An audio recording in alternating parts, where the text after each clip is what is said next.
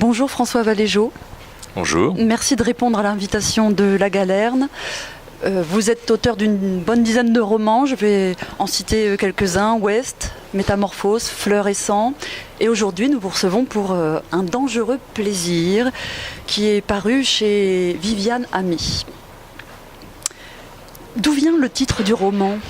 Le titre vient d'une phrase de Saint-Augustin qui disait que le boire et le manger, c'était la nécessité de la vie, mais que malheureusement un dangereux plaisir le précédait et l'accompagnait, et c'est évidemment pour lui c'était une condamnation, mais pour moi c'est devenu justement une possibilité de roman. Qui est Élie Elian, votre héros ? Élie Elian, c'est un garçon d'abord, un jeune garçon qui n'aime pas manger, qui refuse ce que ses parents lui donnent. Ce sont des gens austères, ils ont peut-être un peu trop lu Saint-Augustin et ils n'ont pas envie d'associer la nourriture au plaisir, et pour lui c'est une espèce de punition permanente jusqu'au jour où une voisine lui sert ou lui offre une tarte aux fraises qui renverse évidemment toute sa vision de ce que c'est que manger, de ce que peut être le plaisir de manger. Puis comme il y a un restaurant qui vient de s'ouvrir aussi près de chez lui, bien, il regarde et d'un seul coup c'est une espèce de désir de bien manger et de bien faire à manger qui devient le sens de sa vie. Vous parlez de cette scène de la tarte aux fraises. C'est une scène fondatrice, écrivez-vous en 4e de couverture. En quoi est-elle autobiographique et en quoi est-elle fondatrice ? Oui, c'est vrai que je ne pratique pas généralement l'autobiographie, mais il se trouve que pour ce livre, j'ai utilisé au moins cette matière de départ, puisque j'étais moi-même un enfant qui détestait manger et qui a eu cette séduction d'un jour à travers une magnifique tarte aux fraises, et ça a été déterminant, je crois. Alors donc je l'ai réutilisé pour ce personnage. La cuisine, le restaurant est un formidable terrain de jeu pour Élie Elian, mais aussi pour l'écrivain. Oui, c'est une expérience pour lui, c'est parce que c'est d'abord un destin de vie qu'il veut former, et puis pour l'écrivain c'est aussi une expérience d'interprétation du monde, si on peut dire, parce que la cuisine devient le prisme à travers lequel le personnage voit toute la vie défiler devant lui, et en même temps, alors qu'il est assez naïf, assez innocent de tout, eh bien il avance, et grâce à sa cuisine, il découvre la sensualité et au fur et à mesure le pouvoir que ça peut représenter. Et donc il y a tout un monde qui s'ouvre devant lui, et c'est ça qui est devenu la matière du roman. Il y a aussi des événements dans ce roman, on ne sait pas exactement lesquels ils sont, mais on a un lieu, le restaurant est à Paris.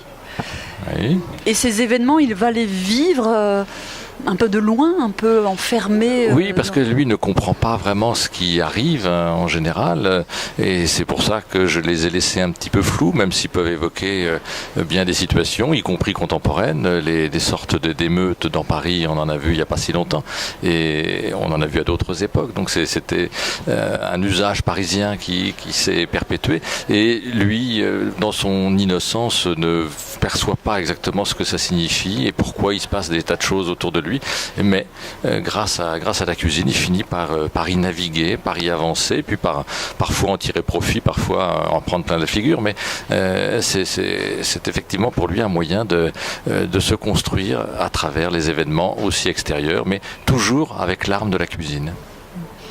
Vous disiez le mot naviguer, c'est un navire aussi, un restaurant, et c'est une micro-société. Oui, c'est une société parfois dure, parce qu'il en fait l'expérience avant de devenir un grand cuisinier inventif. Il passe par toutes les étapes les plus humiliantes et la violence parfois. Et j'ai croisé quelques cuisiniers avec qui j'ai pu parler et qui m'ont confirmé que c'était une expérience qu'ils avaient parfois vécue eux-mêmes ou qu'ils ont vu vivre autour d'eux assez fréquemment. Donc c'est vrai que c'est un monde monde pas toujours plein de pitié, et donc c'est quelque chose qui fait qu'un homme qui est complètement enfoncé, eh bien doit surnager, doit nager justement, et c'est comme dans un navire qui coule parfois, et donc il faut essayer de s'en sortir. C'est aussi l'occasion pour vous peut-être de faire des peintures, Est-ce qu'il y a des références à certains tableaux? Je pensais à des natures mortes par exemple, dans des peintures de la chair, des peintures de la nourriture. Oui, alors je ne me suis pas particulièrement inspiré de la peinture. Là, c'est la cuisine elle-même, ou en tout cas les mets, les plats, la matière, les produits me semblaient suffisamment riches pour donner lieu à des petites descriptions, ou être utilisé d'une manière qui les détourne parfois, puisque c'est un cuisinier si inventif que parfois il détourne les plats qu'il propose. Donc là, à mon avis, la cuisine suffisait toute seule à exprimer justement des images, par sa langue, par la richesse de langage culinaire. On peut créer tout un univers aussi, c'est vrai. Qu'est-ce qui est arrivé en premier dans votre désir d'écrire ce roman?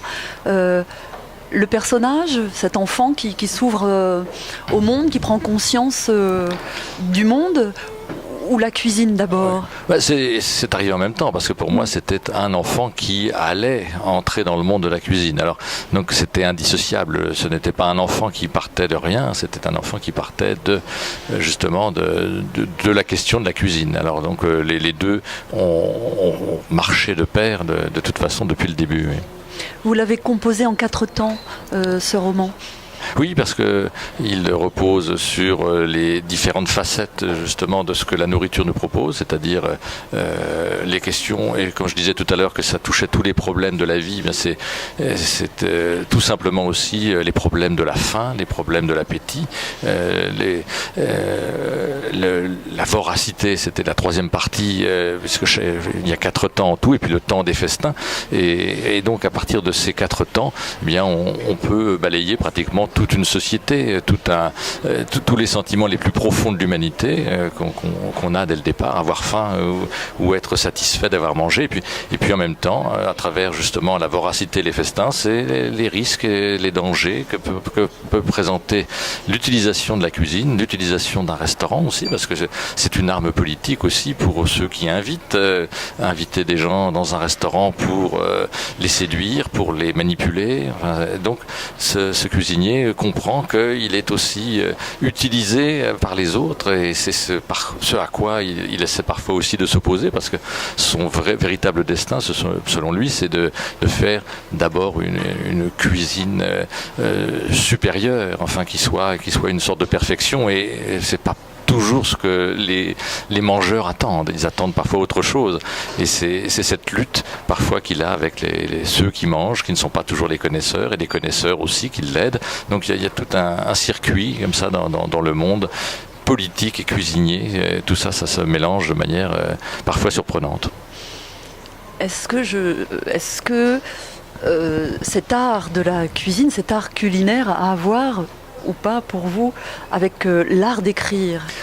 Oui, c'est ce que j'ai senti très vite, et j'aime cuisiner autant qu'écrire, et il m'est donc paru évident très vite que c'était une sorte d'image de l'écriture aussi, cette manière de cuisiner, c'est-à-dire cette recherche, cette association d'ingrédients, l'art de relever un goût ou de l'atténuer, tout un équilibre de construction, tout un équilibre d'évolution dans un repas aussi, qui est celui qu'on qu'on doit faire dans un livre. Il faut que le lecteur entre dans un livre. C'est donc l'entrée. Il faut qu'il sente qu'il y a quand même un peu de résistance et un plat. Et puis, on peut l'accompagner. Alors là, c'est évidemment un repas assez français, peut-être, mais enfin, on peut l'amener jusqu'à un dessert aussi surprenant. Donc c'est vrai que pour moi, il y avait une association évidente et métaphorique entre l'art d'écrire, l'art de créer tout simplement, et l'art de cuisiner. Y a-t-il un fil conducteur entre vos romans ? Quel est votre projet d'écriture ? S'il y en a un. Oui, il y a un projet, mais qui se construit sans que je le maîtrise forcément. Et c'est vrai que mes livres peuvent parfois sembler très différents les uns des autres, mais je crois que plus j'avance, plus se crée des connexions entre tous les livres, avec justement la volonté de faire ressortir des personnages complexes. Et qui ont à explorer à la fois des désirs intérieurs profonds et puis qui ont affronté aussi des frictions sociales parfois rudes. Pour terminer cet entretien, François Valéjaux, une dernière question. Quel livre ou quel auteur aimeriez-vous partager avec vos lecteurs ? Bien, je suis en train de lire le dernier livre de Marine Diaye qui s'appelle La chef, roman d'une cuisinière, et c'est évidemment un roman qui s'associe pas mal au mien, et j'ai été étonné en le lisant de voir qu'à partir justement des mêmes données ou de la même matière, on pouvait faire deux livres totalement différents, comme deux cuisiniers peut-être peuvent faire deux plats très différents à partir d'une même viande ou d'un même poisson ou d'un même légume. Merci François Valéjaux. Merci.